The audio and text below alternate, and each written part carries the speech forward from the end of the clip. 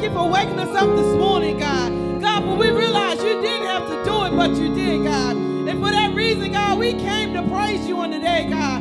God, we came to magnify you, God. We came to give you glory. We came to give you honor, God, because just because of who you are, God, you are so worthy, God. You are so worthy to be praised, God. In the name of Jesus, God. God, I ask that you bless our service on today, God. In the name of Jesus, God. Anything that's not like you, God, I ask that you remove it from the midst, God. In the name of Jesus.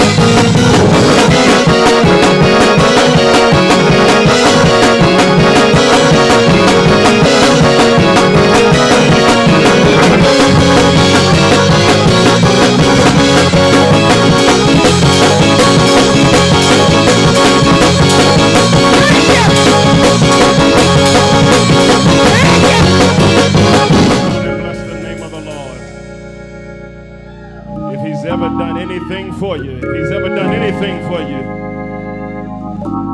you ought to wave to somebody across the way and say, he made a way. Tell somebody, God made a way. Put those hands together. Let's give God a great big praise. This is the day. This is the day that the Lord has made, and we shall be glad in it. How many are excited about what God is doing in your life today? How many are really excited? God has blessed us just one more time. And for that, we've got a reason. Tell somebody 3 R's. You got a right, you got a reason, and you have a responsibility to give God a praise. Put those hands together. Let's bless his name.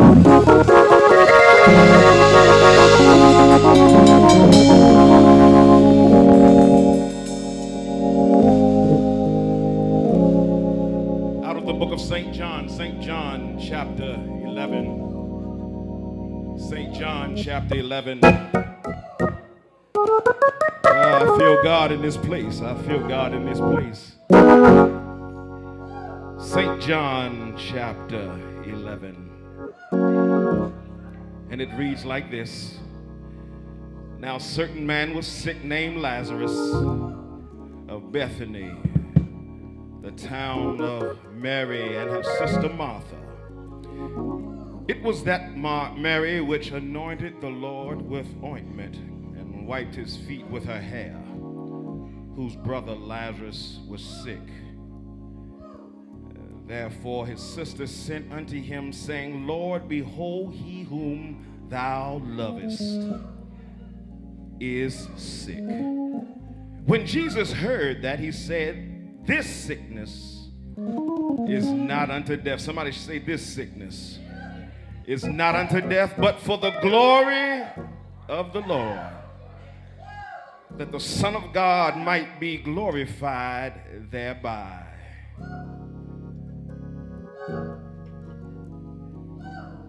I want to jump down to verse number 9. Jesus answered, are there not 12 hours in a day? If a man walk in the day, he stumbleth not because he seeth the light of this world. But if a man walketh at night, he stumbleth because there is no light in him. These things he said. After that he said unto them, our friend Lazarus sleepeth, but I go that I may awake him out of sleep. Then the disciples said, Lord, if he sleep, he shall do well. Howbeit Jesus spake of his death. But they thought that he had spoken of taking of rest in sleep.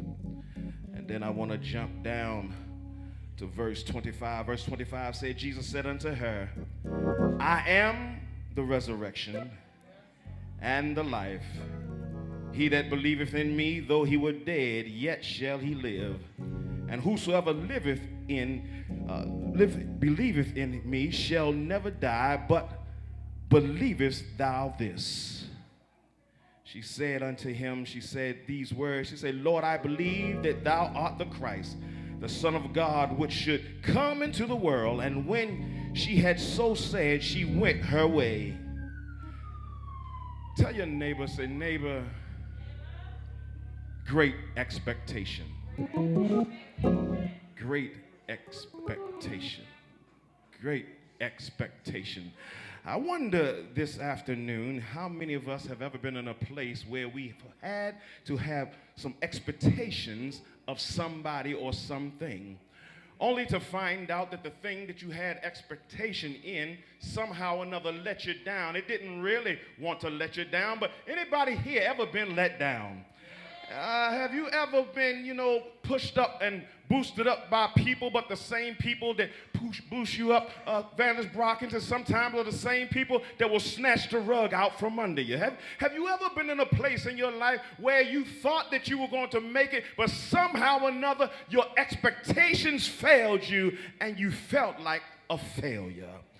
You felt like that there was no way that you were going to make it now because I had great expectation in something, somebody, or sort of other resource, but how that situation let you down. Here is in the scripture, in the few moments that we have before you this afternoon, in the scriptures we find out that Jesus is away taking care of business.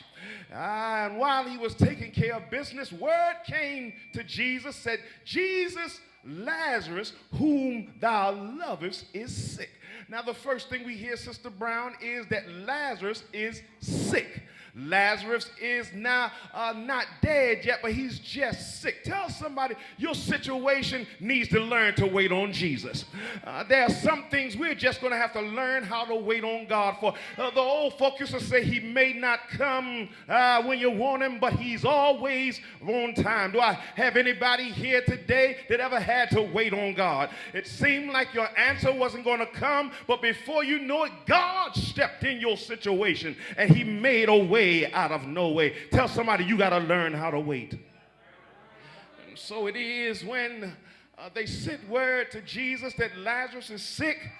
Jesus does not move right then and right there.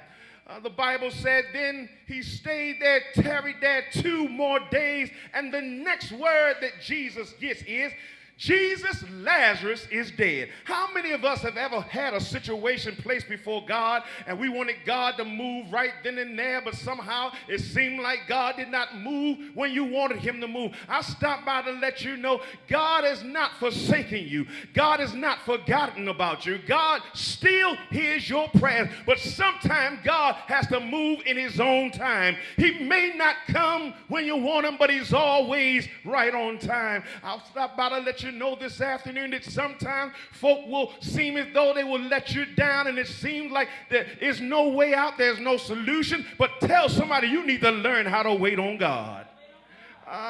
When they learned of the news that now Lazarus is no longer sick, but now he is dead.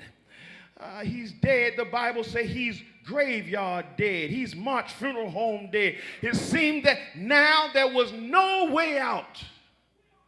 How is God going to answer me now when the thing that I went to him about seems like it has come to a dead halt?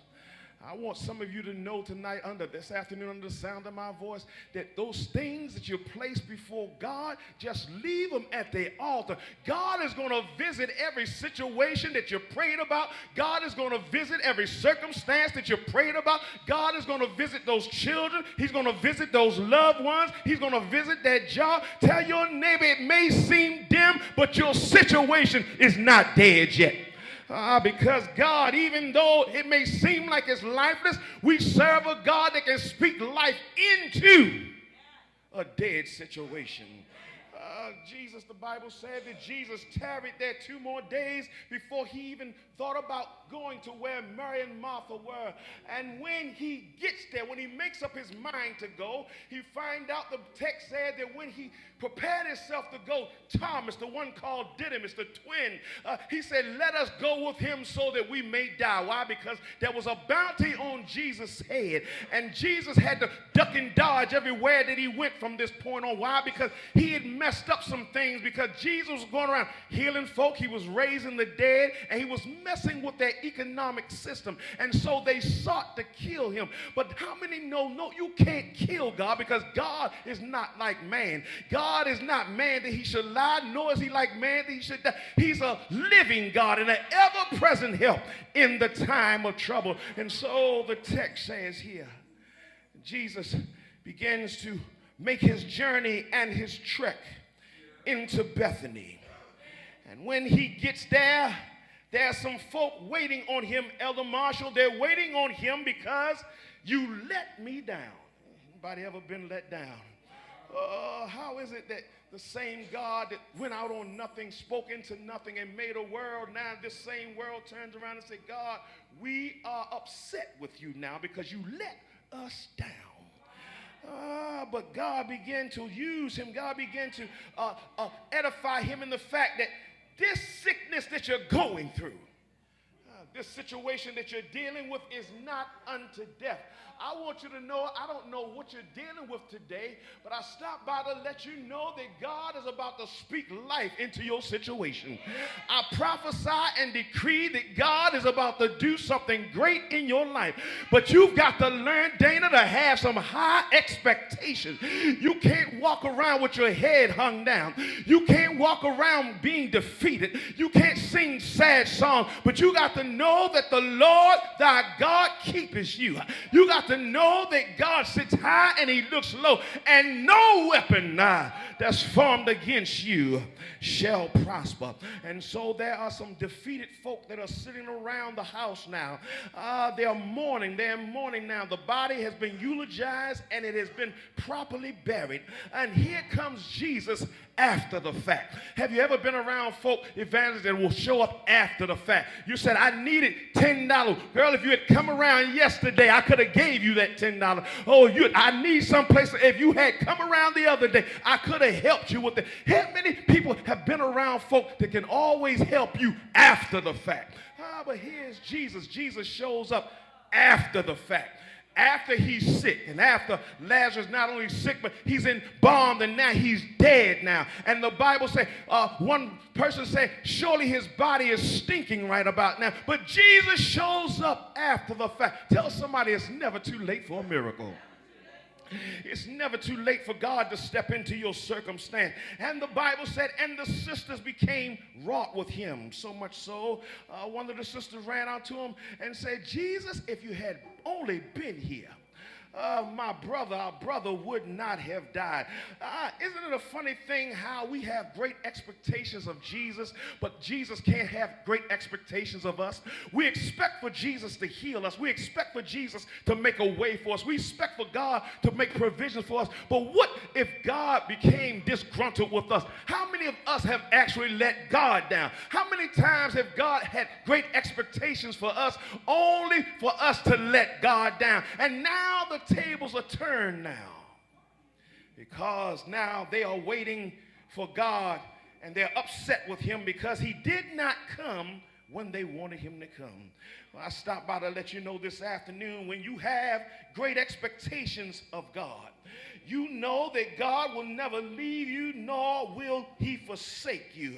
He said that I am the bread of life. I am the bread of heaven. I am the way. He said, if any man stand at the door and knock, just open up and I'll come in. If you let Jesus in your circumstance, I declare to you that God will fix everything that's wrong and twisted in your life. Has anybody here ever been with your back up against the wall? You didn't know how you want to get out, but somehow or another, between night and day, God stepped in your situation, and he began to make ways out of no ways for you. You got to learn that when you trust God, you can never go wrong. Tell your neighbor, say, neighbor, just trust God. I know it's hard sometimes, and we're systematically being put our backs up against the wall, but you got to learn to trust God. Even in this time, in this season that we're living in, a time of pandemic, we've still got to learn how to trust God.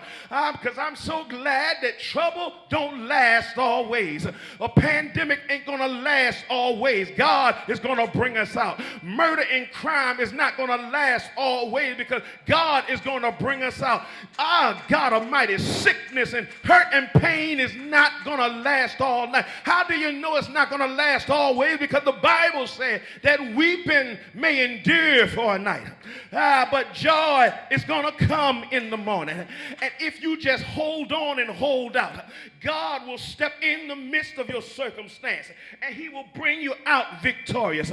I stopped by to let you know this morning, you got to learn to have great expectations of God, knowing that God is going to bring you out victorious. When you have great expectations of God, it does not matter what people say. It only matters the God that you serve. Stop worrying about your situation. Stop worrying about your mountains. Stop telling your mountain how big it is. And stop telling folk how much trouble you're going through. But learn to go to your mountain and tell your mountain about your God. The Bible said if you have faith the size of a grain of a mustard seed. You can speak to the mountain and the mountain be removed. You can speak to the wall and God will bring down the wall. You can speak to the sickness and God will bring down the sickness. You got to have great expectations. Stop living in fear. Stop living beneath your privilege. Stop living in obscurity and learn to step out on faith. If there ever was a time now in the body of Christ, we preached about it, we prayed about it, we danced about it, we sang about it, and now here come the epidemic, and it seemed like the household of faith has lost their faith. But tell your neighbor, where is your faith? Where is your faith? You had faith when you wanted that brand new car. You had faith when you wanted that brand new house. You had faith when you were looking for that job. You had faith when you were trying to find a husband. You had faith when you were trying to find a wife. You had faith when you were trying to find a home. And now that we're here with our backs up against the wall, where is your faith? I still got faith. Though the storms may cry, the billows may roll, I still got faith. Money may be short, bills may be high, but I still got faith.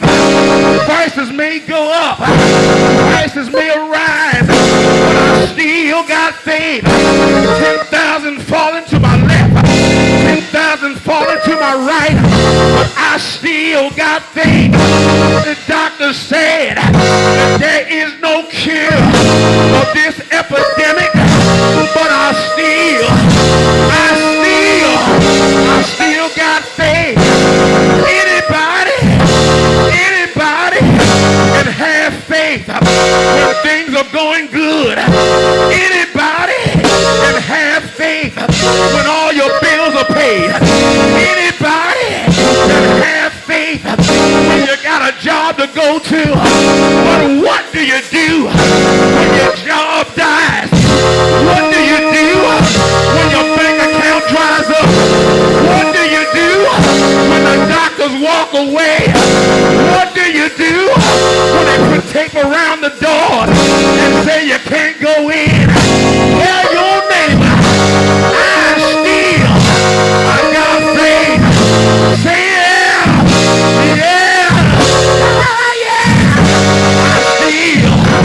I still got faith.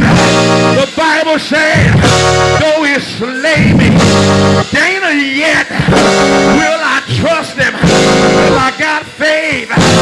Yes, though the mountain rise up in the midst of the sea, I will not fear. Elder Wilson, because I got faith. Even though it seems like the darkest hour is just before dawn, I'm going to trust in the Lord. The old writer said, I will trust in the Lord until I die. Come in, Shadrach, Meshach, and Abednego. What do you say about it? I say, even though we're going through a fiery furnace, the God we serve is able to keep you. Encourage somebody that even in a pandemic, God will. He's gonna keep you. He's gonna keep your children. He's gonna keep your husband. He's gonna keep your wife. God will.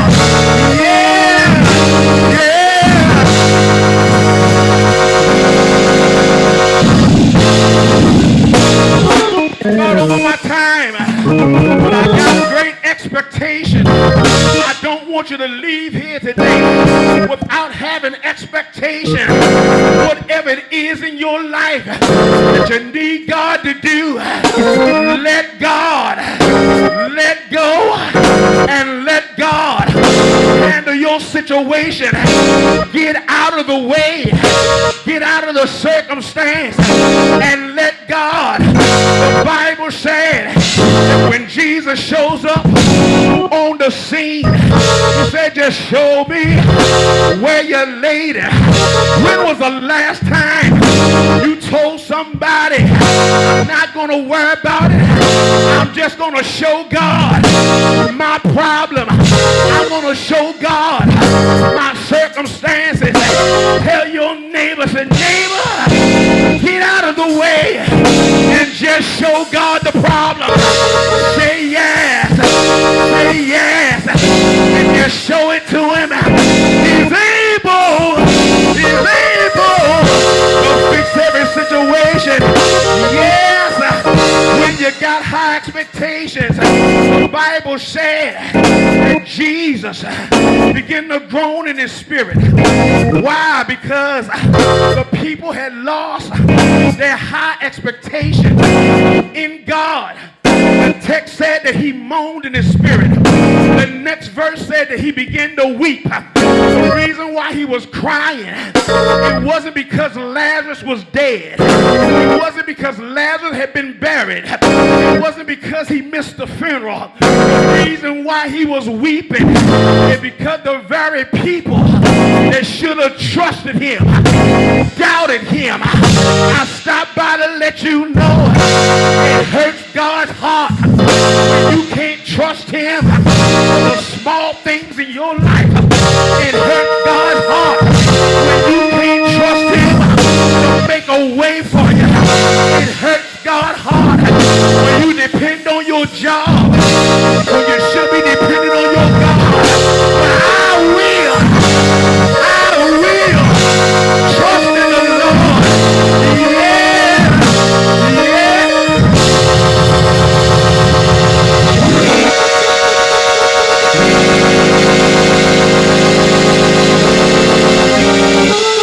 Here it goes. But this is what happened. While he was there, here comes Martha. Yeah, Mary and Martha. The one sister, she runs and she sees that Jesus is there. And said, Jesus, if you had been here, my brother would not have died. Said, yeah. But Jesus said, don't you know who I am? Your brother shall live again. You ought to tell somebody, I know it seems dark now, but you're going to live again, baby. You're going to come out of this circumstance. You're going to come out of this circumstance. The Bible said that Jesus told her, yes, I am the light. He said, well, I know that he shall live again on the other side. But he's dead on this side. I want somebody to know today in GRT that you don't have to wait for the other side. God told me to tell you this afternoon, he's going to bless you on this side.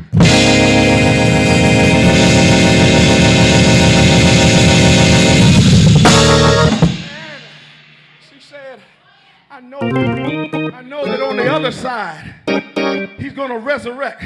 Jesus said, didn't you know? Where's your great expectation? Because if you had great expectation in me, you would know that I am the resurrection and I am the light. And he that believeth in me shall never die. Tell your neighbor, I command you to live in this season. Even in this pandemic, God said you're going to live. You're going to spare your life so that you can tell the story. And in the meanwhile, learn to trust God with all your heart and lean not to your own understanding. You got to get up in a place in God where you have great expectations. The Bible tells us that there was a man that had great expectation. He was looking for God to heal his body. He expected to walk away like never before. But in his expectation, God did more than he ever expected. He came looking for healing, but God forgave his sins. Yes, the disciples were expecting ordinary fishing day, but God did more than they ever expected. He said because they found great faith. favor. He told them just launch out into the deep. There was a widow woman who was about to bury her child. But God did more than she ever expected. She came looking for a funeral, but God gave her a coming out party. Somebody shout glory. The righteous man looked for Jesus to bring a miracle, but God gave him more than he ever expected. Shout yes. I'm about to let you know as I get ready to take my seat, because time has been well spent and it's getting late in the evening and the sun is about to go down. But tell somebody, I've got expectations of God. If anybody needed God to do something for you, but he did more. He did more. He did more than you ever expected. Shout yeah. Shout yeah. Has anybody ever been in a place in God when you came to Jesus? You came to him so he could save your soul. But when you got to the altar, not only did he save your soul, but he picked you up, turn you around, place your feet on higher ground. He did more than I ever expected. Yeah, yeah, oh yeah, oh yeah, oh yeah.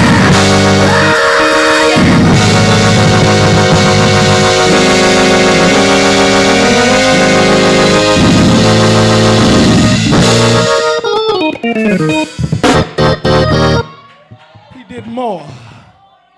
He did more.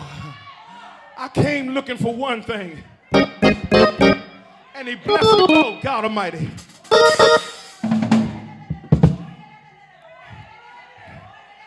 Can anybody testify to it? That you came to him for one thing, but somehow or another, God gave you more than you expected.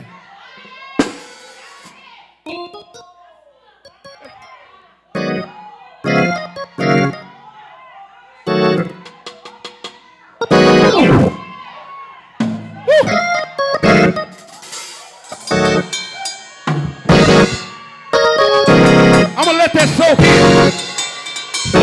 You came for one thing, but he blessed you with